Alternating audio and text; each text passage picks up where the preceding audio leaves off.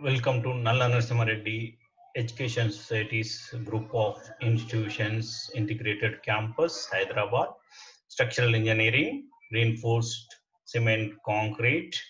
I'm Dr. A. Mahesh Babu, Professor, Department of Civil Engineering. Last class we discussed about wind loads. In this lecture, we'll see some more concepts of wind loads. See, wind load analysis as per IS 875 part 3 is wind speed, design wind speed is given by Vz is equal to Vb K1, K2, K3. What is K1, K2, K3? I will explain in coming slides. Vz is design wind velocity. What is the unit of wind velocity? Meter per second. And Vb is basic wind speed. This is given in appendix of A in IS 875 part 3. Various cities basic wind speeds are given in IS 875 part 3.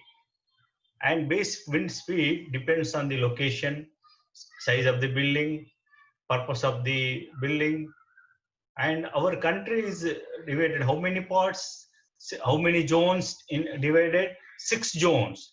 What is the speed ranging? 33 meter per second to 55 meter per second. This is how they calculated experience. 50 years data they collected, and they have given tabulated various cities basic wind speeds. These are all important big questions for you. And one question is how many zones divided? 6 zones divided. And what is the speed from 33 meter per second to 55 meter per second? See, basic wind speed is based on the gust velocity averaged over a short time interval of 3 seconds at 10 meters height from mean ground level in open terrain and 50 years return period. See, these are all values given in IS code book. And what is K1? Just now we have seen one equation Vz equal to Vb into K1 into K2, K3.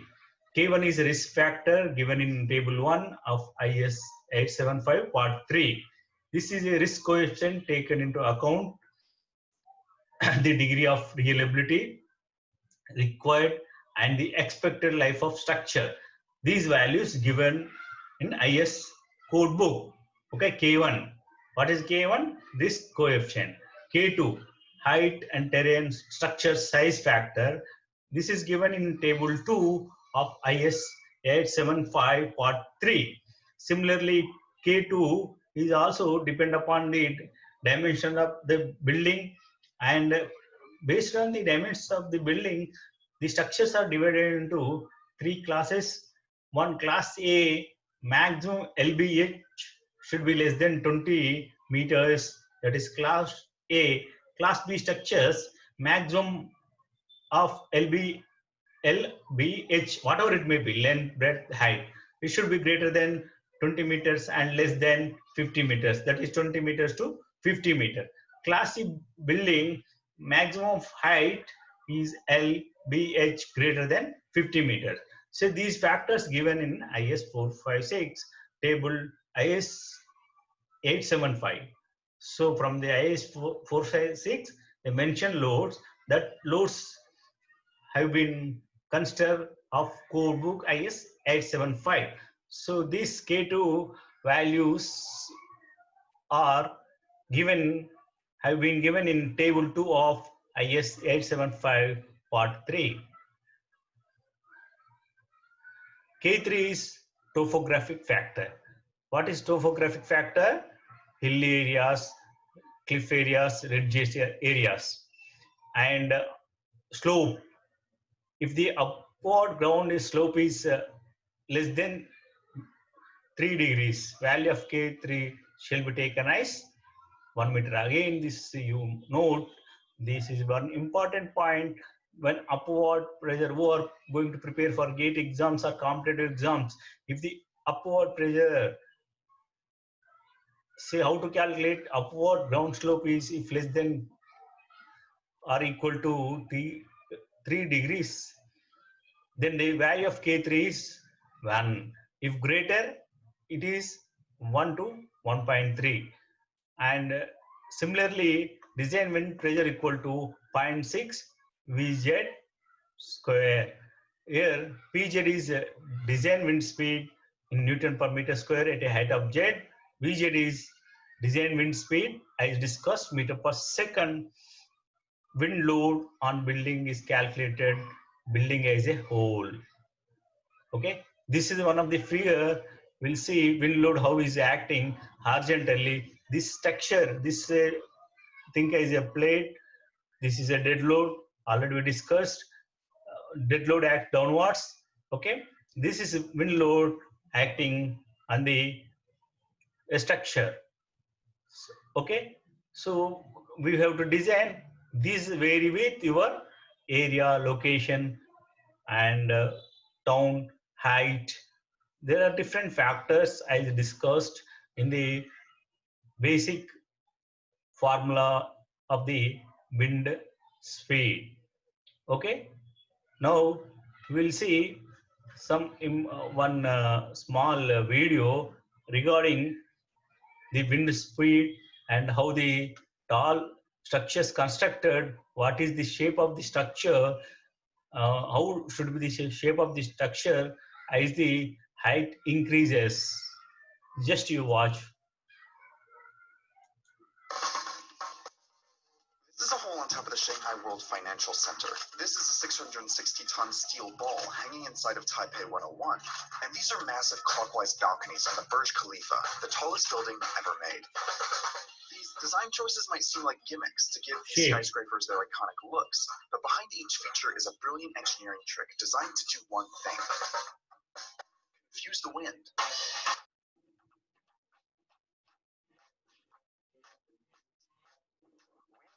A bunch of issues for buildings: broken windows, structural damage, and discomfort for the people inside. And today's super skinny skyscrapers have to deal with a particular wind-induced phenomenon called vortex shedding. This happens when wind flowing past a building creates vortices, strong swirls of air, that magnify the damaging effects of wind. In low winds, these vortices cancel each other out, but in higher winds, they create alternating low pressure zones that make the building rock back and forth. As the wind speed increases, so does the intensity of the back and forth movement. Every object also has its own natural sway frequency, and when that matches the frequency of vortex shedding, it creates a dramatic spike in the intensity of swaying. On the top floors of a high-rise, that kind of swaying can be nauseating, plus it can damage the integrity of the building. But architects have an arsenal of tricks to reduce movement. The first one, tapering. The higher up you build, the stronger the wind force gets. So to reduce surface area where wind is stronger, designers can simply make... See how the shape should be, how wind load acting on the external structure of the building.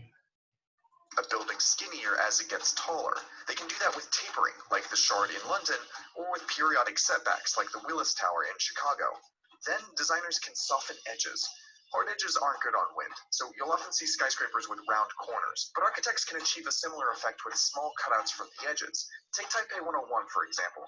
The building was originally designed with square corners, but when a scale model was tested in a wind tunnel, the designers saw a lot of swaying.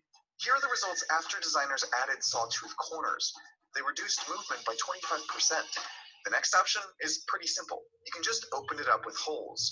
Skyscrapers like Saudi Arabia's Kingdom Center and Shanghai's World Financial Center do this with a single gap up top, allowing wind to pass through where it's blowing the strongest. But 432 Park Avenue in New York achieves this effect with several double-floor cutouts that allow wind to pass through along the length of the entire tower. There's also twisting. This wind resistance technique makes for some of the most stunning skylines today. Dramatic spirals redirect the wind, guiding it upward and off the building. That's the same wind resistance trick used by some industrial chimneys and car antennas. Corkscrew shapes like this were impossible to build until fairly recently, thanks to advancements in software and material science. They're also promising from a sustainability perspective. During the design process on the Shanghai Tower, for example, adding the iconic twist reduced the wind load by 24%, saving developers $58 million in structural material. Finally, there's the technique so good, it's invisible. Damping. Dampers are mechanisms designed to absorb the energy from a building's movement, counteracting the effect of the wind. Skyscrapers do this in two major ways. First are slosh tanks. These are containers filled with several tons of water. The water sloshes back and forth, and its weight displacement helps keep the building from swaying. Second are tuned mass dampers, massive weights suspended in the middle of a building. These were traditionally hidden away in building design, placed on empty floors with other technical equipment. But they don't have to be. Taipei 101's tuned mass damper has been a popular tourist attraction since it opened in 2004. They even have a mascot for it, Damper Baby. It's a little weird. These shapes, holes, and counterweights form a secret design language hidden inside of our skylines. And as more people move out of rural areas and into urban ones, skyscrapers will keep getting taller and skinnier. These technologies are what's making that future possible and letting us keep building into the sky. Thank you so much for watching. If you haven't already heard, we've launched a membership program. Oh, what you observed this video, just to see 3-4 times. We are proud to say civil engineers, structural engineers, how they designed, see how considered wind load by changing shapes. So to reduce the indents of our wind loads, it's a wonderful made by our civil engineers. We are converting science into technology, which is useful to the people. So this is very important study, and this is a basic concept. And if you go through it and you prepare well, and it is very, very useful in designing tall, high-rise structures. Next one is snow loads, where hilly areas and northern areas where snow falls from IS 875 Part 4 will consider snow loads on the roofs of the building. And we'll see some other loads in next class. Thank you.